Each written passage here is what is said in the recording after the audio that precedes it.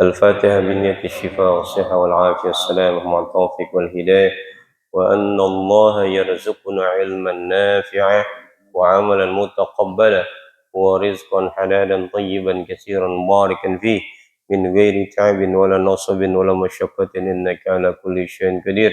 وإلى حضرة النبي المصطفى رسول الله محمد بن عبد الله صلى الله عليه وسلم وأزواجه وذريته وأهل بيته وأنصاره وأصحابه، ثم إلى أرواح الأنبياء والمرسلين والأولياء والشهداء والصالحين والأئمة المجتهدين والعلماء العاملين، خصوصا إلى روح سيدنا المهاجر إلى الله أحمد بن عيسى والسلفق المقدم محمد بن علي بعلوي، ثم إلى روح الشيخ قدر الجيلاني، ثم إلى روح كي صف النظامي، ثم إلى روح كي عبد الله الشافي، ثم إلى روح كي عبد الرشيد عبد الله الشافي، ثم إلى روح حبيب محمد بن علي الحميد، ثم إلى روح أستاذ إحسان بن سافي الدين، ثم إلى روح أستاذ عبد الرحمن بن حبيب أحمد سرى، ثم إلى روح مؤلف هذا الكتاب إمام نووي البنتني، ثم إلى أرواح أهل جميع الحاضرين، ثم إلى أرواح مسجد نور الهداية، ثم إلى أرواح حجي ساويه بن حجي واسان، ثم إلى أرواح حجي واسان بن حجي مرتع بن حجي ساويه، ثم إلى أرواح حجي مرتع بن حجي ساويه، ثم إلى أرواح حجي مرتع بن حجي ساويه وأصولهم وفورهم وذي الحقوق عليهم أجمعين، أن الله يتغشم بالرحمة والمغفرة. لهم الفاتحة. أعوذ بالله من الشيطان الرجيم، بسم الله الرحمن الرحيم. الحمد لله رب العالمين الرحمن الرحيم مالك يوم الدين، إياك نعبد وإياك نستعين، اهدنا الصراط المستقيم صراط الذين أنعمت عليهم غير المغضوب عليهم ولا الضالين، آمين. الحمد لله رب العالمين، والصلاة والسلام على أشرف الأنبياء والمرسلين سيدنا محمد وعلى آله وصحبه أجمعين، أما بعد. Yang saya hormati para asatizah, para hujjaj, tokoh masyarakat, para orang tua, bil khusus orang tua kita Bapak Haji Effendi Ali, Bapak Asmari, Bapak Ahmad Ahyar, Bapak Haji Syuhada, Bapak Agus Salim, Bapak Haji Masudi, Bapak Zainuddin, dan imam salat subuh kita Bapak Ustadz Insinyur Husain Fauzi, guru kita Ustadz Amin Setiawan, Bapak Marzuki, Bapak Haji Rojali, Habib Zain Al-Munawar, Bapak Haji Bakhtiar, Bapak Haji Warsono, Bapak Kelly Hasta, Bapak Haji Yusmeri, Bapak Haji Gunawan, Ustadz Ayatullah, dan juga Bapak Hasan Sabu, serta seluruh jamaah, bapak-bapak, ibu-ibu, yang mohon maaf tidak disebutkan satu persatu namanya, namun tidak mengurangi rasa ta'zim hormat saya kepada bapak-bapak, ibu-ibu, saudara sekalian. Puji syukur kita panjatkan kehadirat Allah Subhanahu wa Ta'ala yang banyak memberikan kita nikmat iman, nikmat Islam, nikmat sehat wal afiyah, nikmat taufik wal hidayah, nikmat panjang umur, yang karena dengan nikmat itu semua kita hadir di Masjid Nurul Hidayah ini dalam rangka melaksanakan kewajiban kita, yakni salat subuh yang kita laksanakan secara berjamaah, dilanjutkan dengan thalabul ilmi. Mudah-mudahan niat langkah kita ke tempat ini mendapatkan ridha, barakah, pahala dari Allah Subhanahu wa Ta'ala.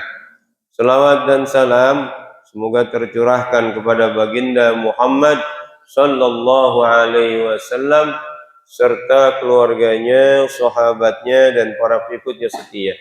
Hadirin yang dimuliakan Allah Subhanahu wa Ta'ala, kita sudah masuk di hari yang ke-20. Begitu cepat waktu berlalu. Kayaknya baru kemarin kita baru mulai melaksanakan ibadah puasa. Sekarang tiba-tiba sudah sampai hari yang ke-20. Ini adalah hari terakhir fase kedua dari bulan suci Ramadan, yaitu fase maghfirah. Besok malam kita sudah masuk fase itqun minan nar, yang kalau datang 10 hari terakhir bulan Ramadan, baginda Muhammad sallallahu alaihi wasallam meningkatkan ibadahnya, beriktikaf di masjid guna memperoleh malam Lailatul Qadar. Dan Nabi begitu, carilah malam Lailatul Qadar di malam terakhir 10 bulan Ramadan, terutama malam-malam ganjil. Yang jadi persoalan sekarang, malam ganjilnya itu hitungan siapa? Hitungan kita. Ntar malam ganjil tuh, malam 21, hitungan kita, hitungan orang yang puasa hari Minggu. Ntar malam 20, hitungan orang yang puasanya hari Kamis. Karena ada yang puasa hari Kamis, Naksabandi, itu sudah masuk malam ke-23 mungkin, ke-24 mendahului kita. Orang Singapura, orang Brunei yang puasanya hari Minggu, ntar malam itu malam 20. Tapi kalau kita ntar malam 21. Malam Lailatul Qadar itu datangnya di malam-malam ganjil 10 terakhir. Maka itu hitungan siapa? Hitungan kita belum tentu. Hitungan mereka juga belum tentu. Makanya jaga tuh, mau malam ganjil, mau malam genep, hitungan kita itu dijaga malamnya. Gimana caranya? Ya, jangan pulang-pulang, di masjid aja. Sederhana saja pokoknya. Di 10 malam terakhir itu, ya, di 10 malam terakhir itu, perbanyak yang namanya sedekah, walaupun kecil. Ya. Nilainya kecil, tapi rutin tuh. Pokoknya 10 malam terakhir jangan lupa sedekah. Ya. Sedekahnya gimana? Hari tarawih bisa. Kan mulainya dari maghrib, dari isya terus sampai subuh. Sedekah 2000 sama nilainya kita sedekah 84 tahun. Yang kedua, baca aja Al-Quran, nggak usah banyak-banyak. Qul huwallahu 3 kali. Qul huwallahu 3 kali. Satu qul huwallahu derajatnya sama dengan 1/10. 1/10 benar ya? Sepertiga dari Al-Quran. Berarti kalau 10 baca kali 3 bagi 1, 3 bagi 3, 1, berarti 1 Al-Quran kita baca.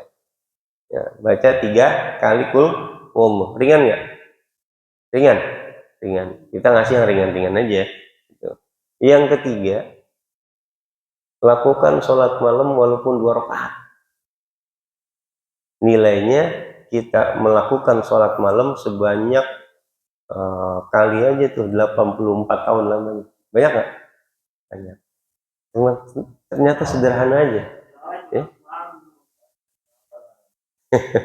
Nah, tapi kalau kata guru saya, siapa yang menjaga dari awal sampai akhir sholat isya berjamaah, subuh berjamaah, dipastikan dia dapat malam Lailatul Qadar. Karena orang yang sholat isya berjamaah dengan sholat subuh berjamaah itu seakan-akan dia sholat sepanjang malam. Nah, sepanjang malam dari isya sampai subuh itu seakan-akan dia sholat seperti itu. Nah, karena itu pahalanya sangat besar. Ya. Nah, mudah-mudahan kita bisa menjaga 10 malam terakhir di bulan suci Ramadan. Biasanya di Nurul Hidayah ini, biasanya nih, mulai malam ke-21 itu ada i'tikaf mulai 12:30 sampai jam 3. 12:30 sampai jam 3. Ada makanan nggak, Sat? Ada. Insya Allah ada makannya. Kalau bapak-bapak bawa dari rumah. Iya. Kalau nggak bawa dari rumah kagak ada, gitu kan. Makanya bawa dari rumah. Gitu. Ngapain jam segitu? Pertama kita melaksanakan sholat tasbih. Sholat tasbih 4 rakaat, Bang Hasan. Ya, dibaca 300 tasbih. Subhanallah, alhamdulillah, wa la ilaha illallah, wallahu akbar. Dibagi dalam 2 salam. 2 rakaat. Ya. Satu rakaat 75 tasbih.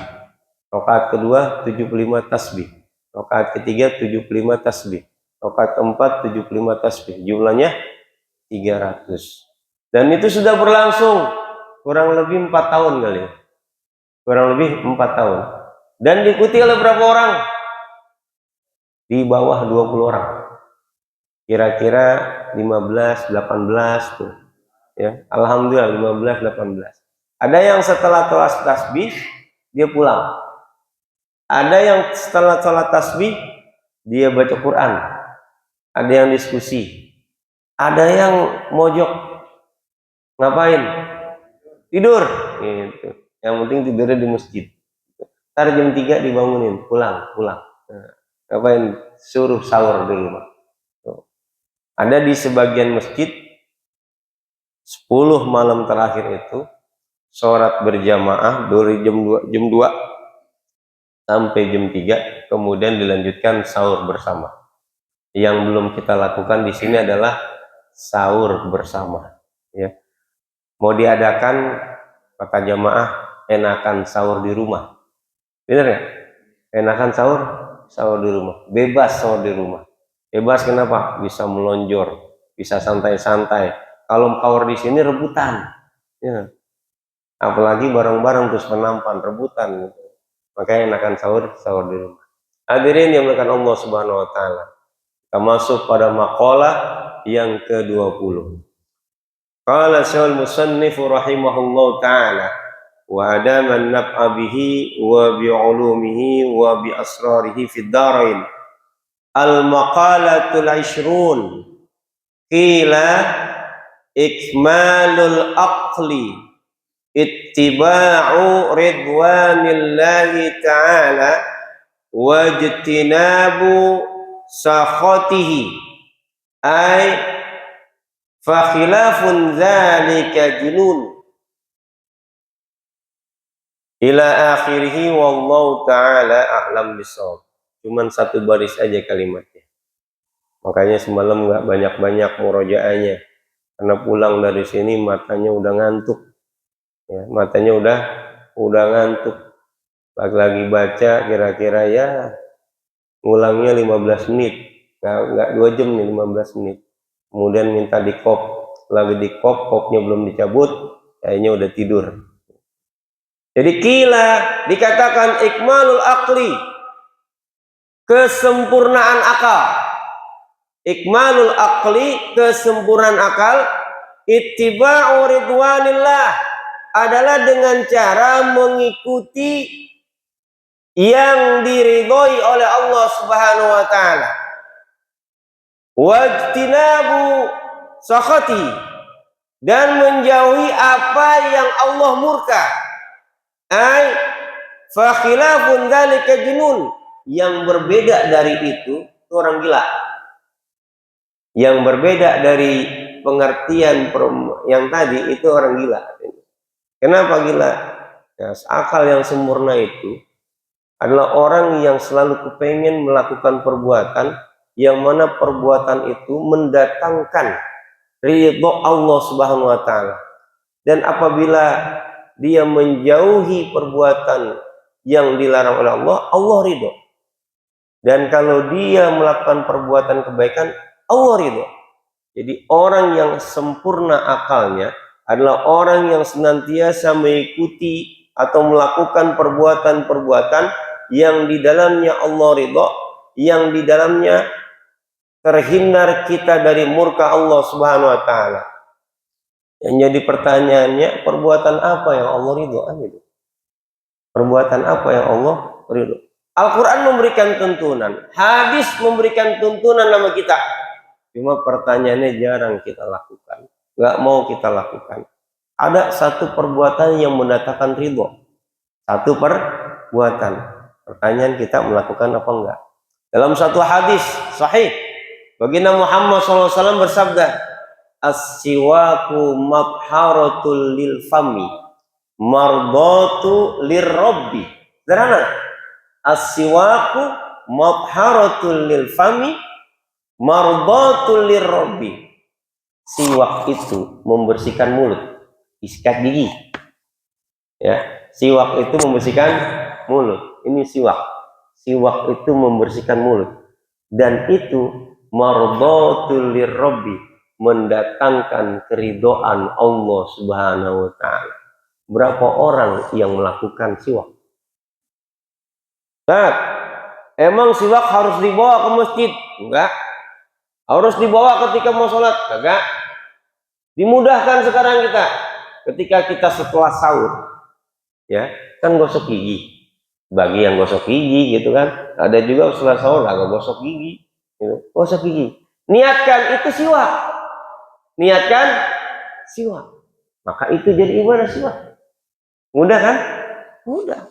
Dan itu mendatangkan ridho Allah Subhanahu wa taala. Apalagi kalau setiap sholat pakai siwak. Tapi hati-hati, jangan pakai siwak di siang hari. Ya, cukup sholat subuh saja. Sholat zuhur, asar jangan pakai. Itu. Kenapa? Ini biasanya siwak sebelum dipakai dibasahin. Sunahnya dibasahin. Kemudian kita gosok. Nah, walaupun cuma sekecil, takutnya ketelan nama kita tuh air. Ya, kan biasanya ada yang teman isep-isep. Nah, takutnya kesedot. Nah, ini mendatangkan ridho Allah Subhanahu wa taala. Banyak yang pakai itu. Saat gimana? Nyari siwak susah. Kan kalau orang bagi paling pas umroh, pas haji baru dikasih. Mau beli gak enak. Kenapa? Terlalu murah harganya. Di sini gak ada yang jual, terlalu murah harganya. Kita mau pesen mahalan ongkos kirimnya. Riatu 3.000, 4.000, ongkos kirimnya 10.000, mahal ongkos kirim. Mau jalan ke Condet jauh. Lalu gimana? Kita punya sorban. Ini sorban bisa jadi siwak. Boleh. Ya. Ini kita punya kerah baju. Boleh jadi siwak. Boleh. Sederhana nggak? Sederhana. Tapi kalau mau hebat, samping kita siapa? Haji Hussein. Pinjam telunjuknya. Nah. Kalau ada yang mau. Kalau ada yang mau, gitu kan. Balik lagi, ya udah saya pinjam juga telunjuk situ. Nah, buat siwak. Boleh nggak? Boleh. Tapi nggak ada yang mau gitu. Berani? Agak lah. Jadi boleh pakai yang lain-lain. Niatin siwak. Sederhana nggak? Sederhana itu perbuatan. Siwak membersihkan mulut dan mendatangkan ridho Allah Subhanahu wa taala. Ada lagi perbuatan yang mendatangkan ridho Allah Subhanahu wa taala. Di dalam satu hadis Nabi Muhammad SAW disebutkan ridho Allah fi ridho walidain wa suhtullah fi suhtil walidain. Ridho Allah itu tergantung dari ridhonya orang tua. Kalau orang tua ridho sama kita, tandanya Allah ridho. Kalau orang tua marah sama kita, tandanya Allah marah. Kalau kita orang tua murka sama kita, tandanya orang tua murka. Sederhana. Nyenengin orang tua, tandanya Allah ridho. Begitu ada kalimat keluar dari kalimat orang tua kita, saya ridho sama kamu. Itu kalimat luar biasa. Kenapa? Allah juga ridho sama kita. Dan ini terkadang jarang dimengerti sama anak-anak kita. Coba banyak anak-anak kita yang berani berbicara tinggi di hadapan orang tuanya. Benar nggak? Nah, jangan pulang malam. Nah, apa sih ngelarang-larang mulu? Itu udah tinggi tuh. Nah, apa sih ngelarang-larang mulu? Itu anak zaman sekarang. Anak zaman now. Ya. Kalau kita dilarang dulu sama orang tua, takut ini takut. Sama orang tua takut luar biasa. Anak zaman dulu ngerokok itu ngumpet-ngumpet. Enggak? Kita ngerokok ngumpet-ngumpet walaupun saya nggak ngerokok. Gitu. Anak zaman sekarang ngerokok depan orang tuanya berani. Berani. Gitu. Kenapa? Kalau ditanya, kenapa ngerokok? Gua ngerokok. Lah bapak ngerokok. Dibalikin. Gitu. Semalam itu saya jalan mau sholat isya. Itu udah sering. Ya, udah sering saya jalan sholat isya. Saya lihat anak-anak remaja usia SMP sampai SMA itu di samping eh, warung ini, percis di tempat samping wartegnya, ada wartegnya ini. Ada warkop, warung kopi. Ya kelihatan. Mereka ngapain? Oh tahu, main kartu. Mereka main kartu. Apa yang kita lakukan? Diam. Begitu saya lihat, saya tegur. Nah, dekat masjid, jangan main kartu. Ya Pak, hanya baik, saya baik-baik, berhenti main kartu. Besok saya lewat, masih main kartu. Itu, saya liatin, berhenti saya liatin. Tanpa ngomong, dia berhenti. Besoknya lagi saya lewat lagi, dia nggak main kartu. Kenapa? Ada ngasih tahu, wah ada satu, kartunya diumpetin. Nah, semalam saya lewat lagi beresin kartu, lagi main, cet. Kalau ada orang itu, saya parahin aja, saya bentak akhirnya. Lu kagak dengar gue bilang, main, berhenti. Oh, udah berhenti, kabur. Itu. Saya yakin mungkin ada salah satu anak kita kali. Saya ingat anak SMP, anak saya, anak SMP. Itu anak saya SMP. Saya nggak tahu dia main pakai duit apa enggak. Apa cuma main doang. Mungkin ada tetangga kita orang, mungkin ada anak kita, mungkin ada ponakan kita yang main di situ. Dia ke situ ngapain? Tujuannya mau sholat tarawih, izinnya, ya nggak? Nah, kita udah nasihatin. Kalau orangnya tahu, orang tuanya tahu, itu akan mendatangkan murkahnya orang tua. Jadilah anak Tuhan. Nah, karena itulah bapak, ibu, besok kalau jalan ke masjid arah sana ya, begitu melihat anak-anak kita itu lagi main kartu, samperin aja, nggak usah dimarahin, ya. Itu kecuali udah berkali-kali samperin, kasih tahu jangan main kartu di sini, ya. Gitu. Kalau kita mau cuek aja, ya. Yang ketiga, di dalam Al-Quran disebutkan, Innal ladzina amanu wa 'amilus shalihati ulaika hum khairul bariyah jazaohum 'inda rabbihim jannatu 'adnin tajri min tahtihal anhar khalidina fiha abada. Itu kan? Khalidina fiha abada. Radhiyallahu anhum wa radu anhu. Dzalika liman khasyya rabbah. Sesungguhnya orang-orang beriman, beramal soleh, merekalah sebaik-baik manusia. Balasan mereka adalah surga yang di bawahnya mengalir sungai-sungai, mereka kekal di dalamnya. Allah redho kepada mereka, mereka pun redho kepada Allah. Itulah balasan bagi orang yang takut kepada Tuhannya. Jadi amalan yang mengandung ridho Allah itu adalah iman kepada Allah. Iman kepada Allah dan juga beramal soleh. Amal soleh itu apa? Banyak amal soleh. Pokoknya segala jenis amal soleh bisa kita lakukan yang bisa mendatangkan ridho Allah Subhanahu wa Ta'ala. Allah suka.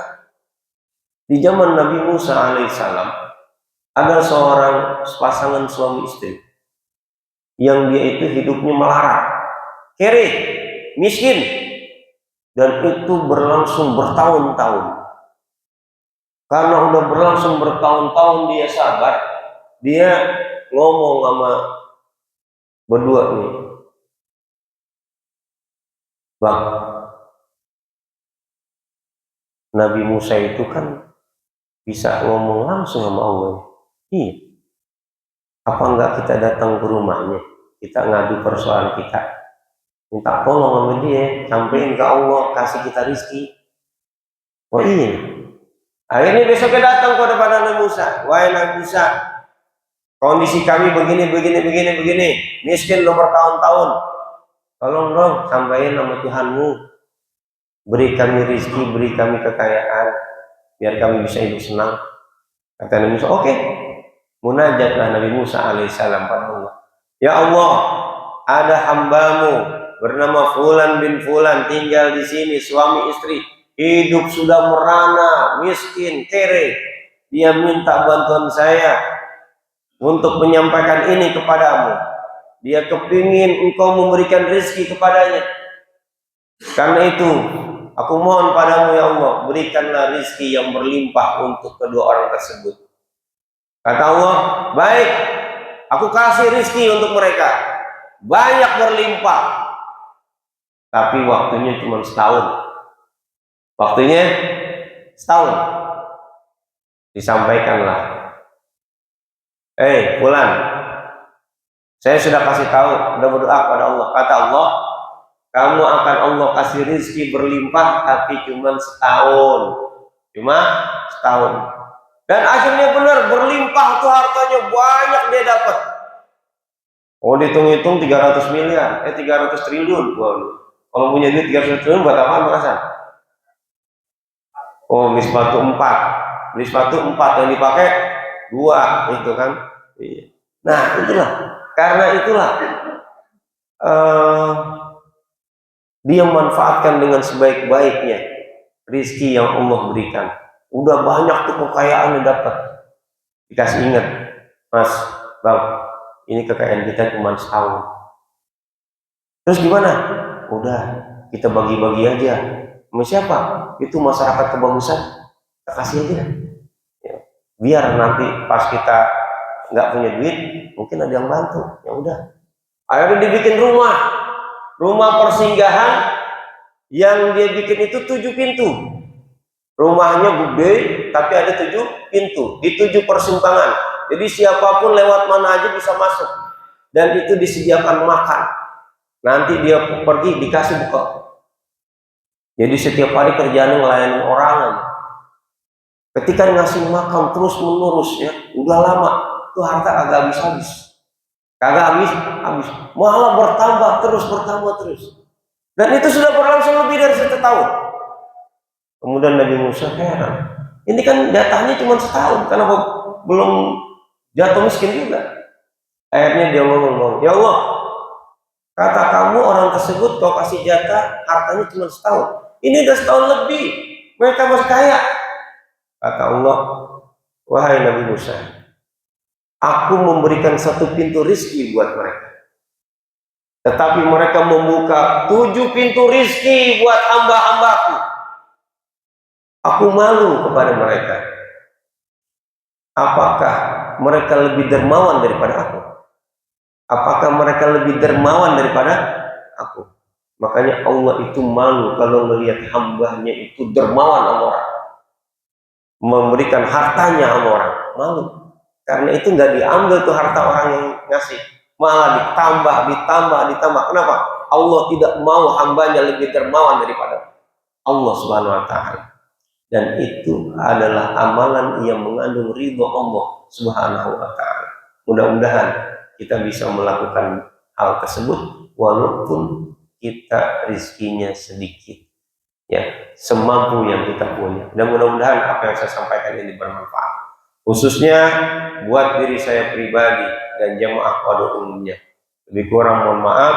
Billahi taufiq wal hidayah. Assalamualaikum warahmatullahi wabarakatuh. Al-Fatihah. Alhamdulillahirabbil alamin.